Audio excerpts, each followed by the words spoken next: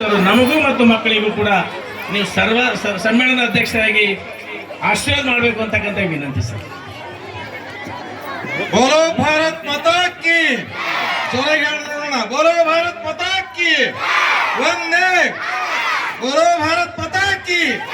ನಾನು ಬಹಳ ಮಾತನಾಡೋದಿಲ್ಲ. ನಿಮ್ಮೆಲ್ಲರ ಮಕ್ಕಳ ನೃತ್ಯ ಡ್ಯಾನ್ಸ್ ಅನ್ನು ನೋಡ್ಬೇಕು. ಇವತ್ತು ಬಹಳ ನನಗೆ ಖುಷಿ ಕೊಟ್ಟಂತದ್ದು ಏನಪ್ಪಾ ಅಂತಂದ್ರೆ, ವನಕೆರಣಿಯಲ್ಲಿ ಸರ್ಕಾರಿ ಮಾದರಿಯ ಪ್ರಾಥಮಿಕ ಶಾಲೆ ಇಡೀ ರಾಜ್ಯಕ್ಕೆ ಅಲ್ಲ ರಾಷ್ಟ್ರಕ್ಕೆ ಕೀರ್ತಿ ತರುವಂತ ಕೆಲಸವನ್ನ ಮಾಡಿದ್ದಾರೆ. ಯಾಕಂದ್ರೆ ಆ ಪ್ರಶಸ್ತಿ ಸಿಗಲಿ ಅಂತೇಳಿ ಬಯಸ್ತೇವೆ ನಾವು. ಅವರ ಮಾಡಿದ್ದು ಮಲ್ಲಯ್ಯ ಗುತ್ತೇದಾರ್ ಅವರು ಸೇಡಂನ ಕೆಲಸ ಮಾಡಿದರು.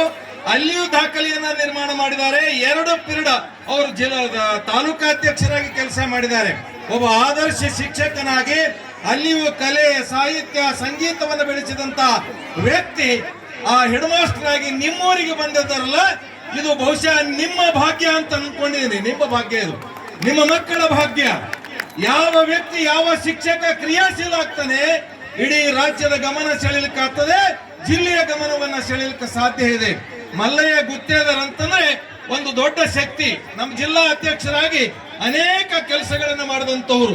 ಇವತ್ತು ಈ ಊರಿನ ಪುಟ್ಟ ಶಾಲೆಯಲ್ಲಿ ಒಂದು ಏನು ಕೆಲಸ ಮಾಡಿದ್ದಾರೆ ಅಂತಂದ್ರೆ, ಇಲ್ಲಿಯ ಗಾರ್ಡನ್ ಎಲ್ಲ ಊರಿನ ಜನರ ಸಹಕಾರವನ್ನು ಪಡೆದು ಒಂದು ಆದರ್ಶ ಒಂದು ವಿದ್ಯಾಲಯವನ್ನಾಗಿ ಮಾಡಿದ್ದಾರೆ. ಎಲ್ಲ ವೇದಿಕೆ ಮೇಲೆ ಇದ್ದೀರಿ, ನಿಮ್ಮೆಲ್ಲರ ಕ್ಷಮೆಯನ್ನ ಕೋರ್ತೀನಿ. ಯಾರ ಹೆಸರು ಹೇಳೋದಿಲ್ಲ.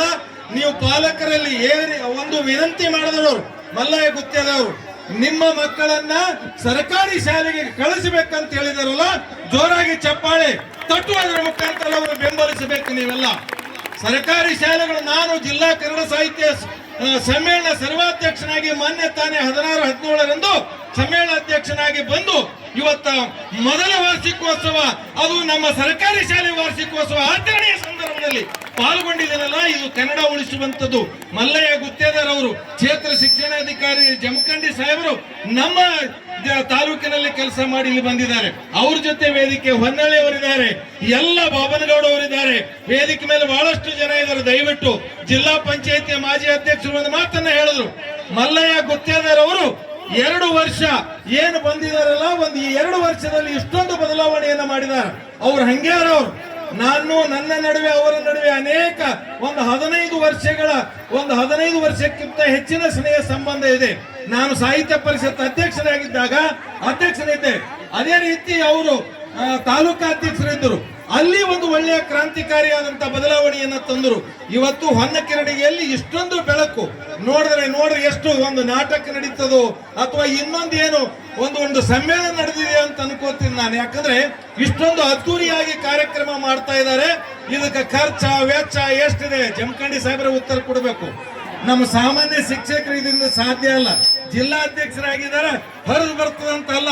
ಅವ್ರು ಜಿಲ್ಲಾ ಅಧ್ಯಕ್ಷರಿದ್ರು ಅಷ್ಟೇ, ಸಹ ಶಿಕ್ಷಕರಿದ್ರು ಅಷ್ಟೇ. ಕೋನಾಪುರದಲ್ಲಿ, ಸೇಡಂ ತಾಲೂಕಿನ ಕೋನಾಪುರದಲ್ಲಿ ನಿರಂತರವಾದಂತಹ ನಾಟಕವನ್ನ ಪ್ರದರ್ಶನ, ಮಕ್ಕಳಿಂದ ನಾಟಕ ಪ್ರದರ್ಶನ ಮಾಡಿದಂತ ವ್ಯಕ್ತಿ ನಮ್ಮ ಮಧ್ಯದಲ್ಲಿದ್ದಾರೆ. ಮಲ್ಲಯ್ಯ ಗುತ್ತೇದಾರ್ ಅವರು ಇವತ್ತು ಒಳ್ಳೆಯ ಕೆಲಸ ಮಾಡಿದ್ದಾರೆ. ನಾನು ಬಹಳ ಸಲ ಕರೆಯುತ್ತಾರ, ಇವತ್ತು ಬರಬೇಕಾಯ್ತು. ಯಾಕಂತಂದ್ರೆ ಇವತ್ತು ತಪ್ಪಿಸೋಣ ಅಂದ್ರೆ ತಪ್ಪು ಅನಿಸ್ತದ. ಒಬ್ಬ ಸರ್ವಾಧ್ಯಕ್ಷರಾಗಿ ಈ ಊರಿಗೆ ಬರಬೇಕಾದಂತ ನಮ್ಮ ಗುರುಬಸಪ್ಪ ಸಜ್ಜನ್ ಶೆಟ್ಟಿ ಅವರು ನಮ್ಮ ಸ್ನೇಹಿತರು, ಇದೇ ಊರಿನವರು. ಅವರು ತಾಲೂಕಾ ಅಧ್ಯಕ್ಷರಾದಾಗ ಅವರು ಸ್ನೇಹ ಸಂಬಂಧ ನಂದಿತ್ತು. ಹೀಗಾಗಿ ಊರಿಗೆ ಅನೇಕ ಸಲ ನಾನು ಬಂದಿದ್ದೀನಿ. ಇವತ್ತು ಬಹಳ ಖುಷಿ ಅನಿಸ್ತದೆ. ಮಲ್ಲಯ್ಯ ಗುತ್ತೇದಾರ್ ಅವರೇ, ಇಷ್ಟು ಜನ ಅವ್ರು ಕರೆದ್ರೆ ಯಾರು ಬರಲ್ಲ ಹೇಳ್ರಿ. ಕಾಳಗಿಲಿಂದ ಬಂದಾರ, ತಾಲೂಕಾ ಚಿಂಚೋಳಿ, ಚಿತ್ತಾಪುರ ಎಲ್ಲ ಇಡೀ ಜಿಲ್ಲೆಯ ಎಲ್ಲ ಶಿಕ್ಷಕ ಬಳಗ ಇಲ್ಲಿ ವೇದಿಕೆ ಮೇಲೆ ಇದ್ದಾರೆ. ಒಂದು ಸಮಾವೇಶನೇ ಇದ್ದಂಗದ. ನಾನು ಅಂದಿನವರಿಗೆ ಜಿಲ್ಲಾ ಅಧ್ಯಕ್ಷರಾಗಿರಿ ಒಂದು ಜಿಲ್ಲಾ ಸಮ್ಮೇಳನ ಮಾಡಬಹುದಾಗಿತ್ತು ಅಂತ ಅನ್ಕೊಂಡಿನಿ. ಆ ಸಮ್ಮೇಳನ ಅಲ್ಲಿ ಮಾಡೋದು ಬೇಡ, ವನಕಿರಣಿಗಳಿಗೆ ಮಾಡಿ ಅಂತ ಅನ್ನುವಂಥದ್ದು ನಿಮ್ಮೆಲ್ಲರ ಜೋರಾಗಿ ಚಪ್ಪಾಳೆ. ವನಕಿರಣಿಗೆ ಮಾಡಿದ್ರಂದ್ರೆ ನಮ್ಮ ಎಲ್ಲ ಶಿಕ್ಷಕರಿಗೆ ಒಂದು ಬಂಗಾರ ಸಿಕ್ಕಂಗ ಆಗ್ತದೆ, ಒಂದು ಅವಕಾಶ ಸಿಕ್ಕಂಗ ಆಗ್ತದೆ. ವೇದಿಕೆಯನ್ನ ಕಲ್ಪಿಸಿಕೊಡುವಂತ ವ್ಯಕ್ತಿ ಇವತ್ತು ಸಣ್ಣ ಊರಿನಲ್ಲಿ ಇಷ್ಟೊಂದು ದೊಡ್ಡ ಪ್ರಮಾಣದಲ್ಲಿ ಕಾರ್ಯಕ್ರಮ ಮಾಡ್ತಾರಂದ್ರೆ ಬಹುಶಃ ಊರಿನ ಜನರ ಸಹಕಾರ ಬಹಳ ಇದೆ. ಊರಿನ ಜನರ ಸಹಕಾರ ಇರಲಿಲ್ಲ, ಏನು ಮಾಡ್ಲಿಕ್ಕೆ ಸಾಧ್ಯ ಇಲ್ಲ. ನಾನು ಮಳಕೇಡದೊಳಗಿದ್ದಾಗ ಪ್ರತಿ ವರ್ಷ ವಾರ್ಷಿಕೋತ್ಸವ ಬರುವಂತ ವ್ಯಕ್ತಿ ಅದು ಮಲ್ಲಯ್ಯ ಗುತ್ತೇದಾರವರು. ನಾನು ಈ ತರದ ಜಾನಪದ ಕಲೆ, ಕೊಟ್ಟುವ, ಬೀಸುವ, ಹಂತಿ ಪದಗಳನ್ನ ಮೇಳಿಸ್ತಿದ್ದೆ ಮಕ್ಕಳಿಗೆ. ಅವರು ಅನೇಕ ಸಲ ವರ್ಣನೆ ಮಾಡಿದ್ರು. ಮುಡುಬಿ ಸರ್ ಹಂಗ ಮಾಡಂಗ ಅವಕ್ಕ ಅಂತ ವಾರ್ಷಿಕೋತ್ಸವ ಯಾರು ಮಾಡೋದಿಲ್ಲ ಅಂತ ಹೇಳ್ತಿದ್ರು ಅವರು. ಅವರು ಜಿಲ್ಲಾಧ್ಯಕ್ಷರಾಗಿ, ತಾಲೂಕಾಧ್ಯಕ್ಷರಾಗಿ ಅಷ್ಟು ನಮ್ಮ ಶಿಕ್ಷಕ ಬಳಿಗೆ ಅಚ್ಚುಮೆಚ್ಚಿನ ಒಬ್ಬ ಆದರ್ಶ ಶಿಕ್ಷಕ. ನಾನು ಬಂದು ನೋಡ್ದೆ, 2-3 ತಾಸಾಯ್ತು ಈ ಶಾಲೆಗೆ ಬಂದು ನೋಡ್ದೆ. ಪ್ರಥಮ ಬಾರಿಗೆ ಅದೇನು ಭಗವಂತನ ಕೃಪೆನೂ ಗೊತ್ತಿಲ್ಲ, ನೀವು ಕರೆದಾಗ ಬರ್ಲಿಕ್ಕೆ ಆಗಲಿಲ್ಲ. ಆದ್ರೆ ಇವತ್ತು ಸರ್ವಾಧ್ಯಕ್ಷನಾಗಿ ಕನ್ನಡದ ಶಾಲೆಗೆ ಬಂದಿದ್ದೀನಲ್ಲ, ನನಗೆ ಬಹಳ ಖುಷಿ ಅನಿಸ್ತದೆ. ಜಿಲ್ಲಾ ಸಾಹಿತ್ಯ ಸಮ್ಮೇಳನ ಅಧ್ಯಕ್ಷರಾದ ಬಳಿಕ ಪ್ರಥಮ ಇದು ವಾರ್ಷಿಕೋತ್ಸವ. ಈ ರೀತಿಯಾದಂತ ಇಲ್ಲಿ ಮ್ಯಾಲ ವೇದಿಕೆ ಮೇಲೆ ಯಾರೇ ಇದ್ದೀರಿ ನಮ್ಮ ಶಿಕ್ಷಕ ಬಳಗ, ನಿಮಗೆ ವಿನಂತಿ ಮಾಡಿಕೊಳ್ತಿದ್ದೀನಿ, ಇದೊಂದು ಮಾಡೆಲ್, ಇದೊಂದು ಆದರ್ಶವಾಗಿ ಇಟ್ಕೊಂಡು ನಮ್ಮ ಶಾಲೆಗಳಲ್ಲಿ ಪದಾಧಿಕಾರಿಗಳಲ್ಲಿ ವಿನಂತಿ ಮಾಡ್ಕೊಳ್ತಿದ್ದೀನಿ. ಬರೀ ಇನ್ನೊಬ್ರು ಕಾರ್ಯಕ್ರಮ ಮಾಡಿದಾಗ ನೀವು ಹೋಗಿ ಈ ರೀತಿ ಮಾತನಾಡೋದು ಬೇಡ. ನಿನ್ನ ಶಾಲೆಯು ಮಲ್ಲಯ್ಯ ಗುತ್ತೇದಾರವರಂಗ ಶಾಲೆ ಆಗಬೇಕಂತ ವಿನಂತಿ ಮಾಡ್ಕೊಳ್ತೀನಿ ನಮ್ಮೆಲ್ಲ ಪದಾಧಿಕಾರಿಗಳಿಗೆ. ಯಾಕಂದ್ರೆ ಬರೇ ಮಲ್ಲಯ್ಯ ಗುತ್ತೇದಾರ ಮಾಡಿದ್ರೆ ಸಾಲದು, ಮಲ್ಲಯ್ಯ ಗುತ್ತೇದಾರವರು ಒಂದು ಮಾಡಲ್ ಆಗಿ ಕೊಡ್ತಾರ.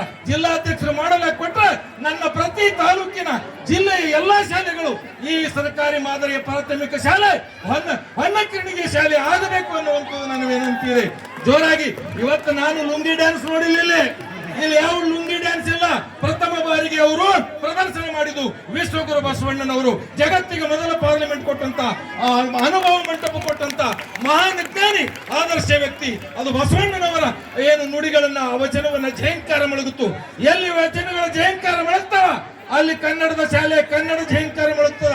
ಕನ್ನಡ ಉಳಿಸಬೇಕಾದ್ರೆ ನಮ್ಮ ಶಾಲೆಗಳಲ್ಲಿ ಅಂಬಿಗರ ಚೌಡಯ್ಯ, ಡೋರ ಕಕ್ಕಯ್ಯ, ಮಾದಾರ ಚೆನ್ನಯ್ಯ, ಉರ್ಲಿಂಗ ಪೆದ್ದಿ, ಎಲ್ಲ ಅಕ್ಕ ಮಹಾದೇವಿ ಇವರ ವಚನಗಳನ್ನು ಮೊಳಗಬೇಕು. ಪ್ರತಿ ಶಾಲೆಯಲ್ಲಿ ವಚನಗಳು ಮೊಳಗಿದಾಗ ಕನ್ನಡ ಉಳಿಸಲಿಕ್ಕೆ ಸಾಧ್ಯ ಇರ್ತದೆ ಅನ್ನುವಂತ ಮಾತನ್ನ ಹೇಳಿ ನಿಮ್ಗೆ ಕೈ ಮುಗಿದು ಕೇಳ್ಕೊಳ್ತೀನಿ. ಮೊಬೈಲ್ ಮಕ್ಕಳಿಗೆ ಕೊಡಬೇಡ್ರಿ. ನಿನ್ನೆ ತಾನೇ ಆದೇಶ ಆಗ್ಲಿಕ್ಕತ್ತದ, ಮೊಬೈಲ್ ಯಾರು ಮಕ್ಕಳಿಗೆ ಕೊಡಬೇಡ್ರಿ. ಹಾಗಂತ ತಕ್ಷಣ ಮೊಬೈಲ್ ಬಿಡೋದಲ್ಲ. ಈ ಸಣ್ಣ ವಯಸ್ಸಿನ 16 ವರ್ಷದ ಮಕ್ಕಳಿಗೆ ಮೊಬೈಲ್ ಕೈ ಒಳಗೆ ಕೊಡಬೇಡ್ರಿ.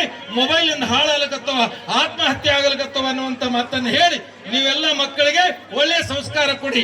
ಏನಾದ್ರೂ ಗಳಿಸಲಿಕ್ಕೆ ಏನೂ ಕೊಡಬೇಡ್ರಿ. ಅವ್ರಿಗೆ ಗಳಿಸೋದೇನು ಮಾಡೋದು ಬೇಡ, ರೊಕ್ಕ ಕೊಡಬೇಡ್ರಿ ಅಥವಾ ಆಸ್ತಿ ಕೊಡಬೇಡ್ರಿ. ಅವ್ರಿಗೆ ಕೊಡುವಂಥದ್ದು ಅಂತ ಇಂತಹ ಸಂಸ್ಕಾರ ಯಾವ ಶಾಲೆಗೆ ಸೇರಿಸಬೇಕನ್ನುವಂಥದ್ದು ವಿನಂತಿ ನಿಮ್ಮ ಪಾಲಕರಲ್ಲಿ ವಿನಂತಿ ಮಾಡ್ಕೊಳ್ತಿದ್ದೀನಿ.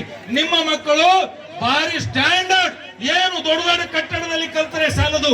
ನಾನು ಸರ್ಕಾರಿ ಶಾಲೆ ಒಳಗೆ ಓದಿದಂತ ವ್ಯಕ್ತಿ, ಇವತ್ತು ಜಿಲ್ಲಾ ಸಾಹಿತ್ಯ ಸಮ್ಮೇಳನ ಅಧ್ಯಕ್ಷನಾಗಿದ್ದೀನಿ. ಸರ್ಕಾರಿ ಶಾಲೆ ಒಳಗೆ 8, 10, 20 ಕಿಲೋಮೀಟರ್ ನಡೆದು ಚಿಂಚನಸೂರು, ಶ್ರೀಚಂದ್ ಕಡೆ ನನ್ನ ಊರು ಹೊಡಲು, ಅಲ್ಲಿಂದ ನಡ್ಕೊತ ಹೋಗಿ ಇವತ್ತು ಜಿಲ್ಲಾ ಸಾಹಿತ್ಯ ಸಮ್ಮೇಳನ ಅಧ್ಯಕ್ಷನಾಗಿದ್ದೀನಿ.